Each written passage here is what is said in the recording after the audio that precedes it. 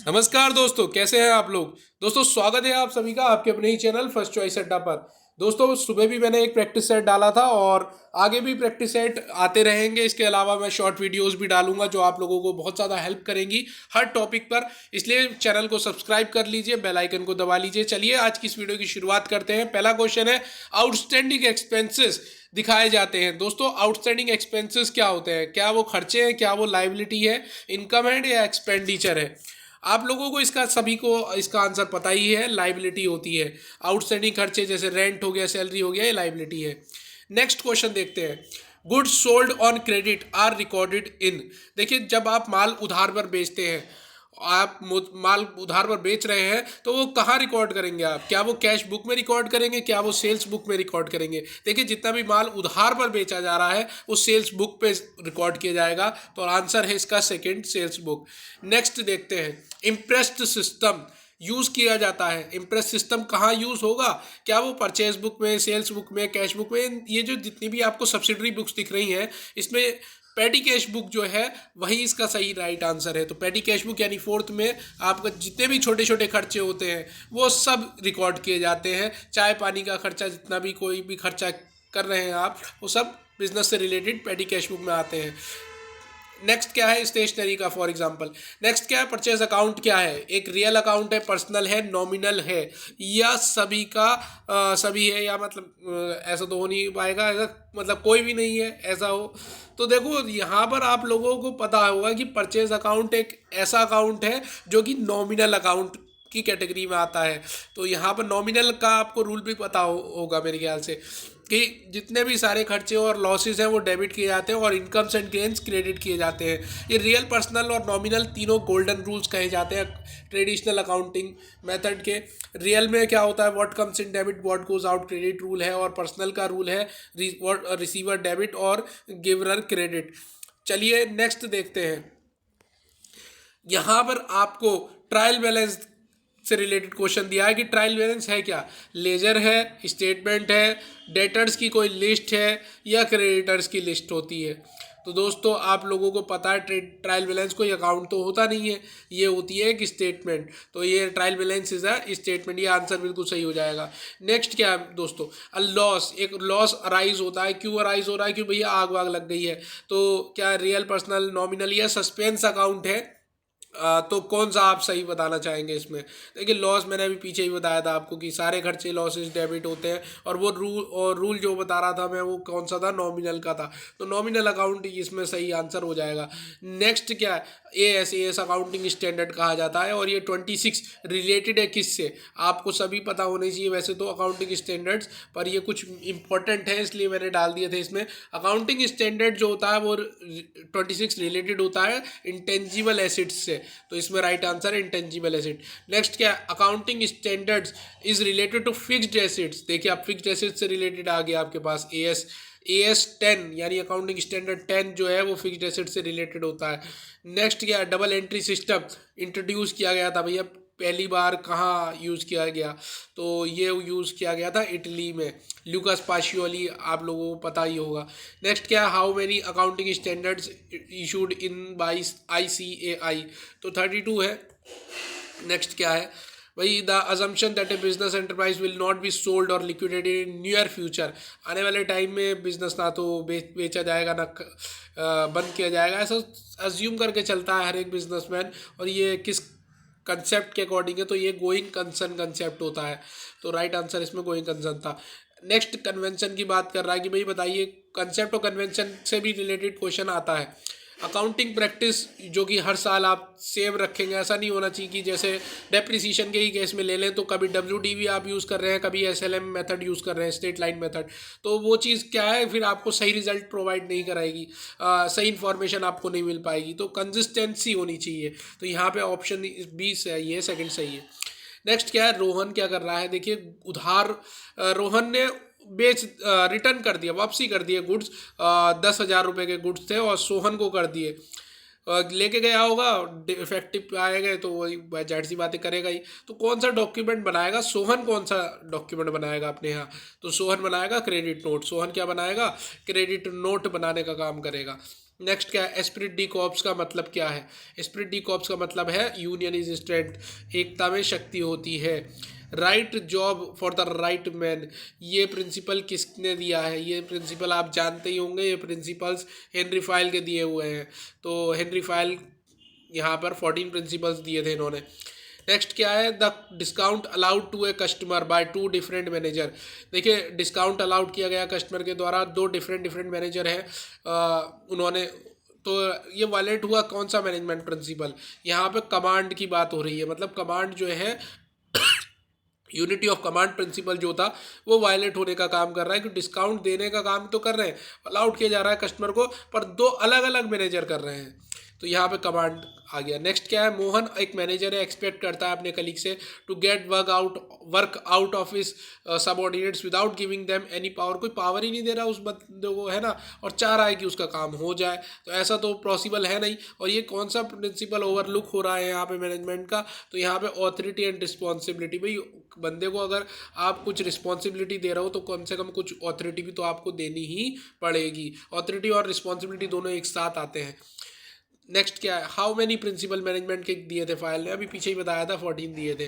Next क्या है, when the tools and raw material are not found at the right place. भैया company में काम कर रहे हैं वर्कर और आप सही जगह पर रखवाओगे नहीं उनसे टूल्स और रॉ मटेरियल, तो ऐसे तो क्या करेंगे वो, कुछ काम ढंग से करेंगे नहीं। समझ रहे हैं आप, कोई काम ढंग से नहीं होगा, तो यहाँ पे कौन सा प्रिंसिपल मैनेजमेंट का वायलेट हो गया? तो यहाँ पे ऑर्डर वाला प्रिंसिपल जो होता है वो वायलेट हो जाता है। नेक्स्ट क्या है, principle of management which implies that there should be one head, एक हेड हो एक ही प्लान हो। आते हैं क्वेश्चन इससे भी रिलेटेड, तो आप लोगों के लिए रखे हैं ये क्वेश्चंस। बताइए क्या होगा इसका राइट आंसर? वन हेड है, वन प्लान है for a group of activities, तो ये यहाँ पर हो जाएगा यूनिटी ऑफ डायरेक्शन। मतलब डायरेक्शन मिल रहा है ठीक है, पर एक हेड हो एक प्लान हो तो वो सही है ना।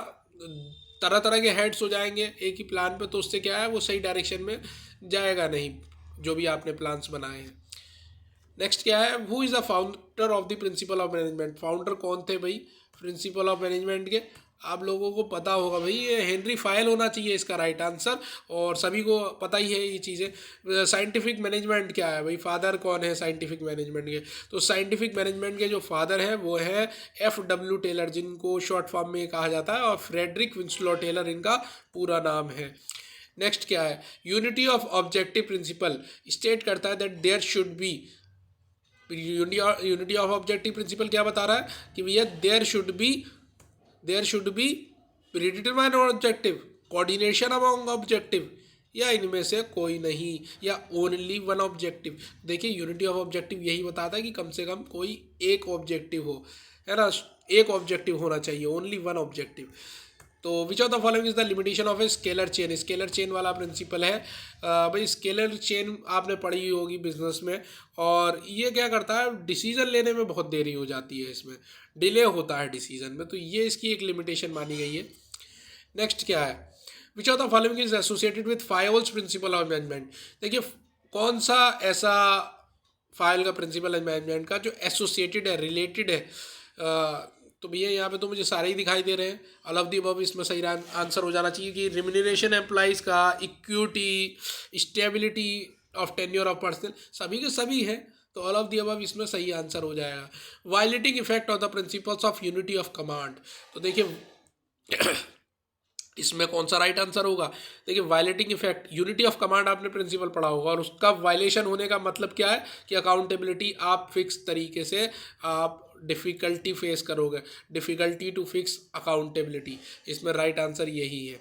नेक्स्ट क्या है, smooth working in the company. देखिए कंपनी में वर्क जो है वो सही स्मूथ चले, will be assured with which of the following. कौन सा ऐसा प्रिंसिपल आपको फॉलो करना पड़ेगा, मतलब क्या फॉलो करना है आपको? रूल ऑफ थंब फॉलो करना है क्या? इनिशिएटिव फॉलो करना है? Remuneration of employ. देखिए रिम्यूनरेशन ऑफ एम्प्लॉय बहुत ज़्यादा इंपॉर्टेंट है भैया, रिम्यूनरेशन ऑफ एम्प्लॉय रखोगे तो स्मूथ चलेगी वर्किंग कंपनी में, काम काज बढ़िया चलता रहेगा, रिम्यूनरेशन मिलता रहना चाहिए लोगों को, तभी मोटिवेट होते हैं एम्प्लॉयज़।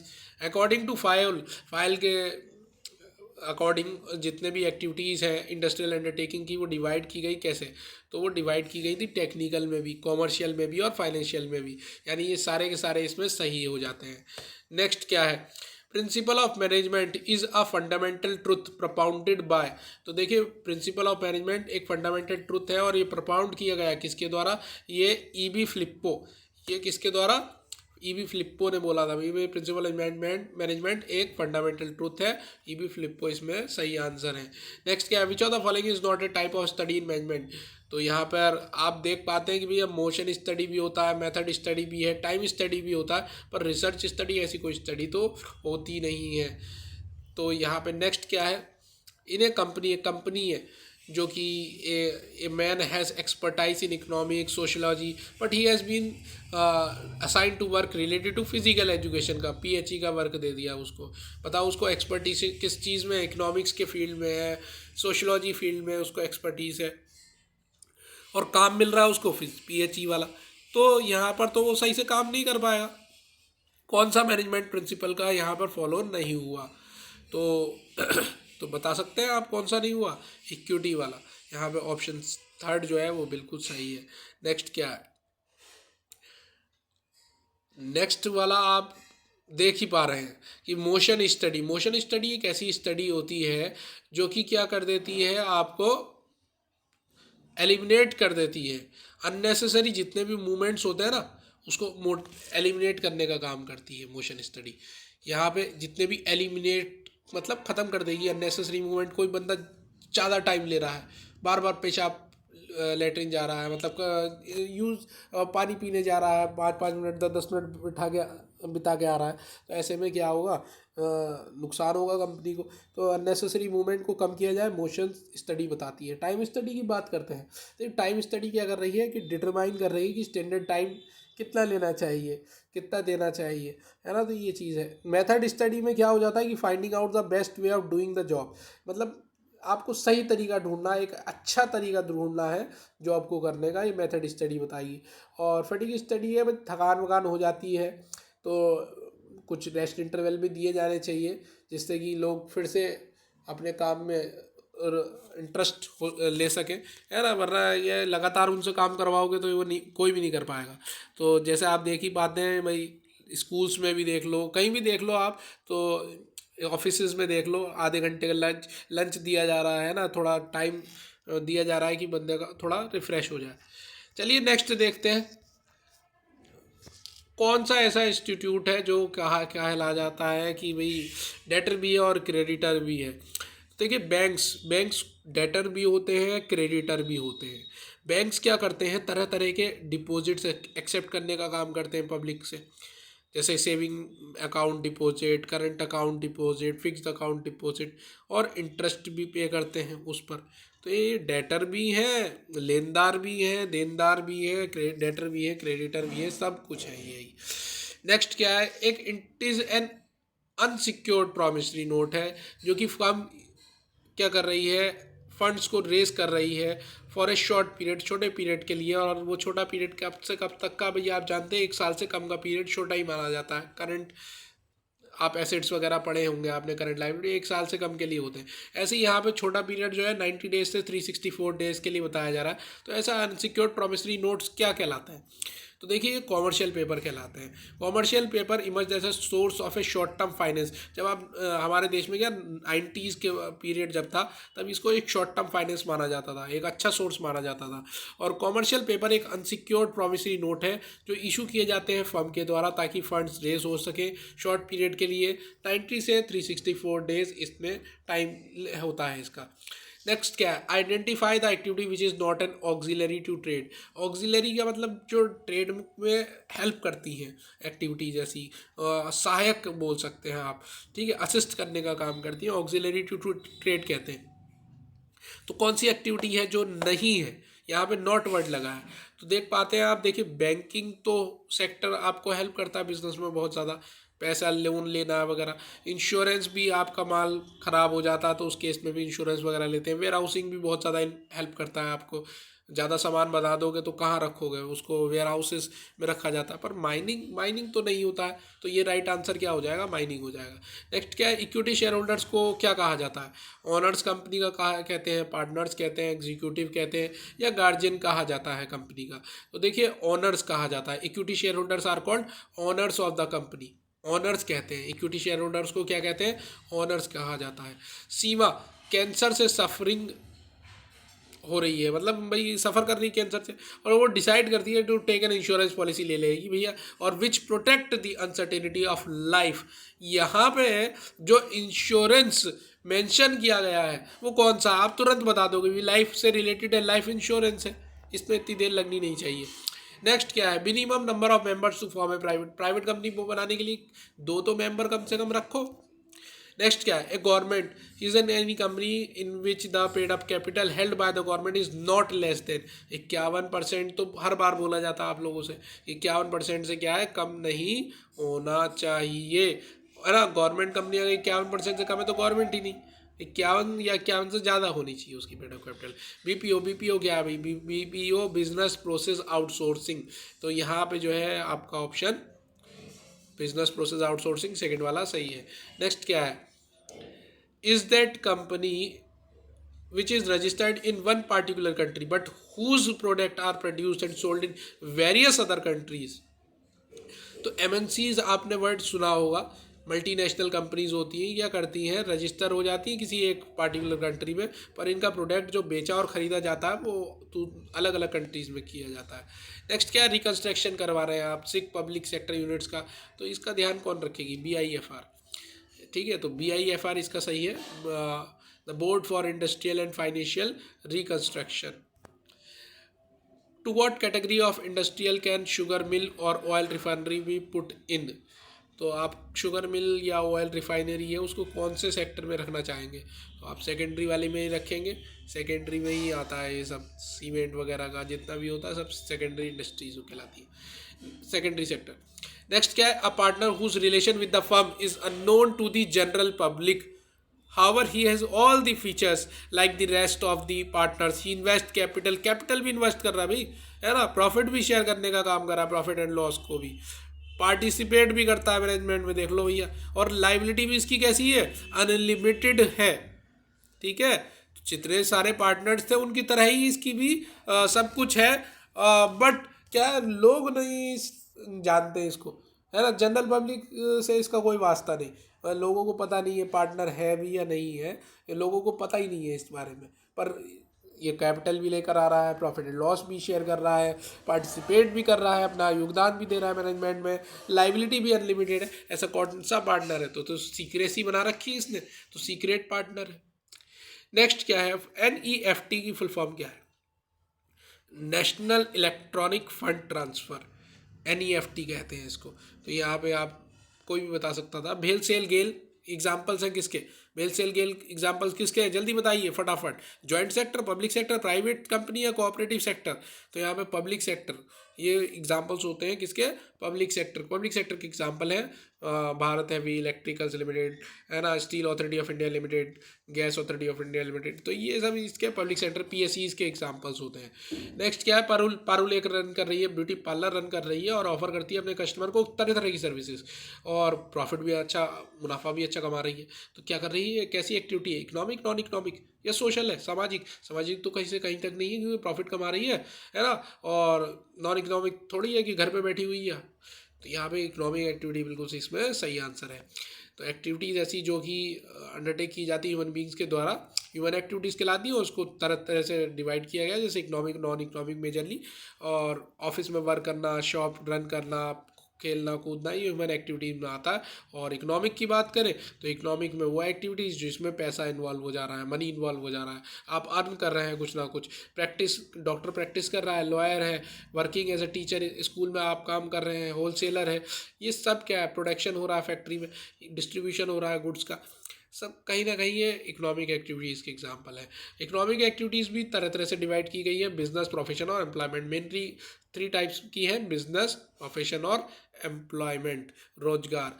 चलिए बिजनेस को जानते हैं। बिजनेस क्या है? बिजनेस का मतलब यही है कि जितनी भी इकोनॉमिक एक्टिविटीज़ है वो कनेक्ट होती हैं production, purchase, sale, distribution of goods और services with the main objective इसका होता है प्रॉफिट को कमाना। जैसे एग्जांपल इसके फिशिंग करना, माइनिंग, फार्मिंग, मैन्युफैक्चरिंग, होलसेल, इसमें सब में आप क्या करेंगे? प्रॉफिट ही तो कमाएंगे। नेक्स्ट क्या है, एम्प्लॉयमेंट। एम्प्लॉयमेंट की बात करें, एम्प्लॉयमेंट मतलब क्या, रोजगार से मतलब है। यहाँ पे किसी कोई एक्टिविटी कर रहा है, इन विच एन इंडिविजुअल वर्क कर रहा है, रेगुलरली वर्क कर रहा है, पर किसी दूसरे व्यक्ति के लिए वर्क कर रहा है, खुद के लिए नहीं कर रहा है। और बदले में उसे क्या मिल रही है, रेम्यूनरेशन मिल रही है, सैलरी मिल रही है, वेज मिल रही है ना भैया। आप जो है, person who engage them others to work regularly for them is known as employer कहा जाएगा। एम्प्लॉयर वो बंदा जिसने आपको काम पे रखा हुआ है और आप दूसरे के लिए काम कर रहे हैं, तो आप क्या कहलाएंगे, एम्प्लॉय कहलाएंगे। ऑफिस में वर्क करना, बैंक, शॉप, क्लर्क वगैरह। अब नॉन इकोनॉमिक एक्टिविटीज़ में यार आपको बताया था भी कि ऐसे जैसे सोशल सर्विस कर देंगे, आप किसी को की हेल्प कर देंगे, टेम्पल जा रहे हैं, प्रोडक्शन फॉर सेल्फ कंजम्पशन, इसमें सेटिस्फेक्शन तो मिलेगा, पर साइकोलॉजिकल सेटिस्फेक्शन मिलेगा। आपका मेन मोटिव तो यही है कि साइकोलॉजिकल सेटिस्फेक्शन मिले आपको। मंदिर जाने पर कोई पैसे थोड़ी उठा के ला रहे हैं वहाँ से आप, ठीक है, या प्रोडक्शन कर रहे हैं, खुद के खाने के लिए कर रहे हैं, तो आप बेच नहीं रहे हैं, तो उसमें इकोनॉमिक एक्टिविटी का मतलब ही नहीं बनता। आप वो कैसी एक्टिविटी है, नॉन इकोनॉमिक है। अब प्रोफेशन की बात कर लेते हैं। प्रोफेशन क्या है अभी, रिक्वायर्ड्स स्पेशल नॉलेज। इसमें नॉलेज कैसी है, स्पेशल नॉलेज। मैंने बताया था बिजनेस, प्रोफेशन और एम्प्लॉयमेंट। बिजनेस और एम्प्लॉयमेंट बता दिया, प्रोफेशन बचा। तो प्रोफेशन क्या है अभी कि रिक्वायर स्पेशल नॉलेज की ज़रूरत है, स्किल की ज़रूरत है, to be applied by individual in his work to earn or living. और भैया अपनी रोज़मर्रा की ज़िंदगी चला सकता है, स्पेशल नॉलेज हो, उसके पास कौशल हो। हमारे एक डॉक्टर है, उन क्लिनिक अपना चलाता है। नेक्स्ट क्या है, अब अगला क्वेश्चन पे आ जाते हैं।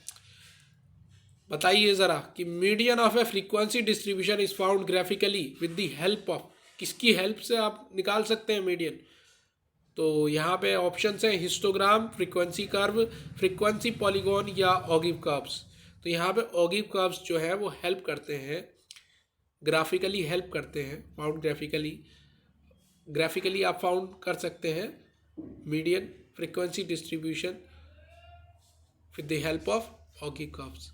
नेक्स्ट क्या विनिवेश होता है, विनिवेश क्या है भाई, विनिवेश क्या है, सरकार के शेयर निजी कंपनियों को बेच देना, डिसइन्वेस्टमेंट है ना। गवर्नमेंट क्या कर रही है, अपने शेयर निजी कंपनियों को बेच दे रही है, प्राइवेट कंपनीज को बेच दे रही है, तो उसी को तो विनिवेश कहेंगे। क्योंकि देखिए सार्वजनिक उपक्रम जैसे पब्लिक सेक्टर अंडरटेकिंग्स है, ये क्या कर रही है कि सरकार की हिस्सेदारी बेचने की प्रक्रिया विनिवेश या डिसइन्वेस्टमेंट कहलाती है। और विनिवेश की इस प्रक्रिया के जरिए सरकार अपने शेयर बेचकर संबंधित कंपनी पीएसयू में अपना मालिकाना हक क्या कर देगी, घट जाएगा। जाहिर सी बात है, शेयर बेच देगी तो उतना हक थोड़ी बना रहेगा उसका। विनिवेश की इस प्रक्रिया में सरकार को दूसरी योजनाओं पर खर्च करने के लिए धन मिलता है। भाई सरकार दूसरी योजना में किसी में लगाना चाह रही है, उसको धन चाहिए। अब धन कहाँ से लाएगी, वो धन ऐसे ही तो लाएगी अपने शेयर्स को बेचकर। नेक्स्ट क्या है, most commonly use device of presenting business and economic data.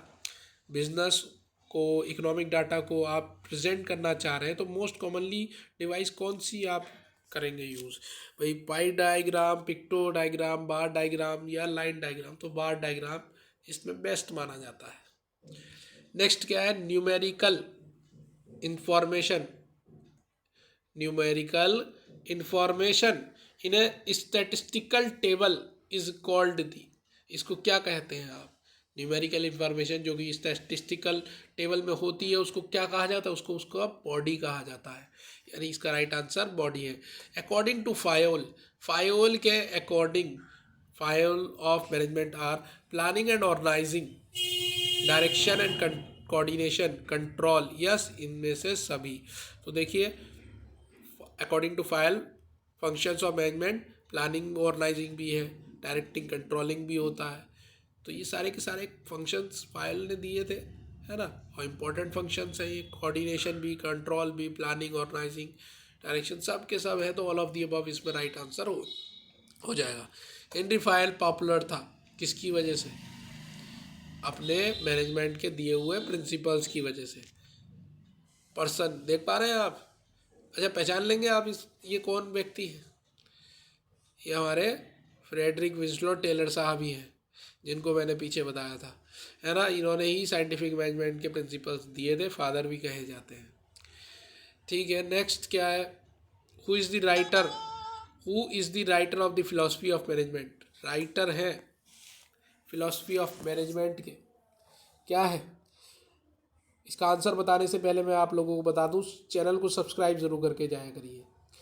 ज़्यादा से ज़्यादा फ्रेंड्स के साथ शेयर कीजिए। टीजीटी पीजीटी के जितने भी आपके एग्ज़ाम्स होंगे, चाहे वो केंद्रीय विद्यालय का हो रहा है, अभी नवोदय विद्यालय संगठन का है, एनवीएस का है, यूपी टीजीटी पीजीटी है, ठीक है, जितने भी कॉमर्स के बच्चे हैं जो इस चैनल के साथ पढ़ना चाहते हैं पढ़ सकते हैं फ्री ऑफ कॉस्ट। और इसका राइट आंसर है ओलिवर शेल्डन। सब्सक्राइब ज़रूर कर दीजिए। Thank you my friends.